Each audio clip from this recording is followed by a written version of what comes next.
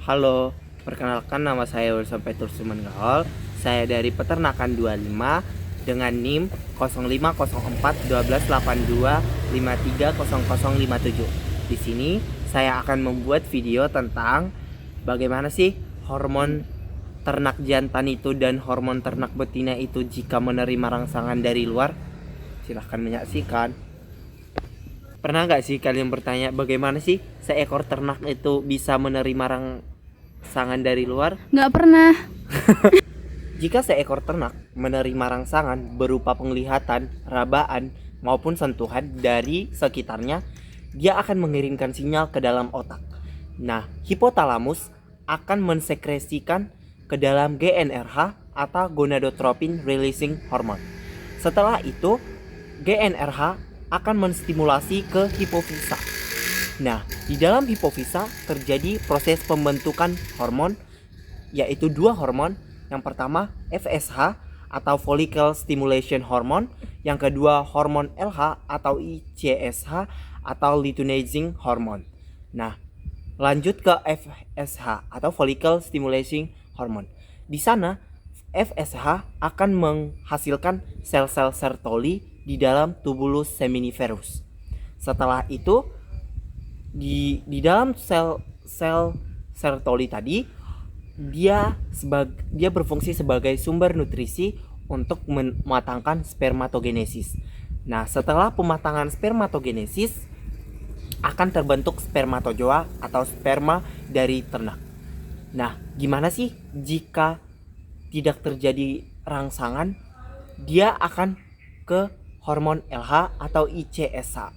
Setelah itu, hormon LH akan menghasilkan sel-sel Leydig yang dihasilkan di dalam luar tubulus seminiferus. Setelah itu,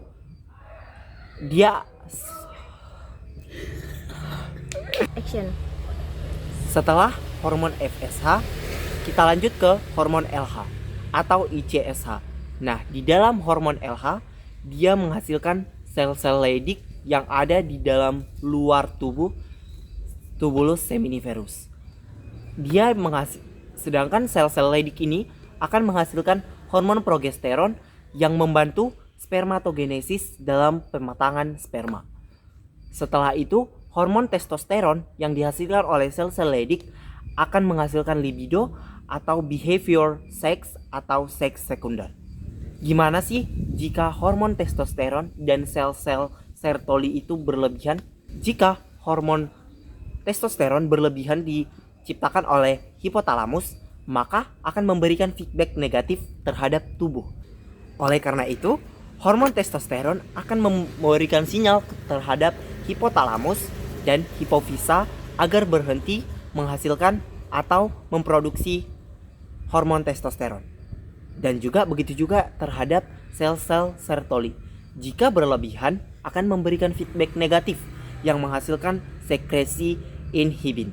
Oleh karena itu, sel-sel Sertoli akan memberikan sinyal terhadap hipotalamus dan hipofisa agar berhenti memproduksi sel-sel Sertoli. Terima kasih. Jadi jangan.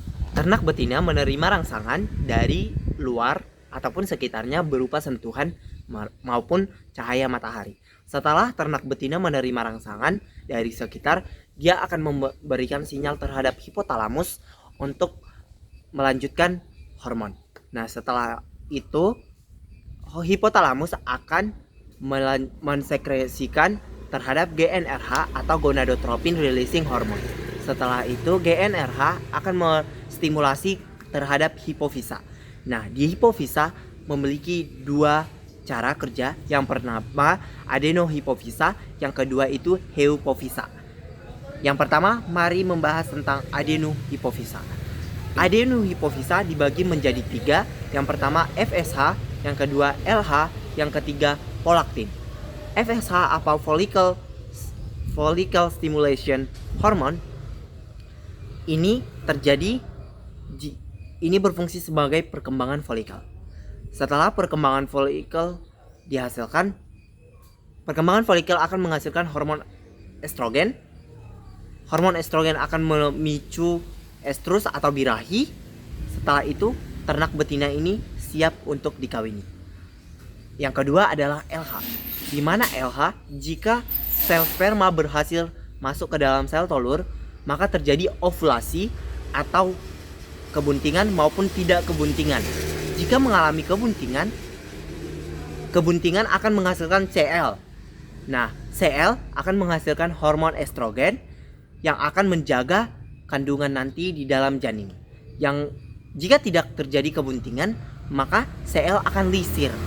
Kemudian hormon progesteron dihasilkan, namun dikembalikan kepada perkembangan folikel. Yang ketiga adalah prolaktin. Nah, di prolaktin adalah untuk mensekresikan ASI. Jika terjadi kebuntingan, maka ASI atau ambing akan membesar pada ternak. Nah, yang kedua tadi adalah heupofisa. Nah, di mana heupofisa dibagi menjadi dua cara kerja. Yang pertama oksitor, yang kedua relaksin. Oksitor dan relaksin bekerja sama di dalam uterus yang akan menghasilkan partus. Jika seekor ternak nanti atau seekor betina nanti bunting, maka uterus yang dibantu oleh oksitor sama relaksin akan membantu uterus untuk dalam proses partus atau melahirkan. Nih, ada note nih. Yang pertama, kalau estrogen meningkat, maka progesteron menurun. Begitu juga sebaliknya.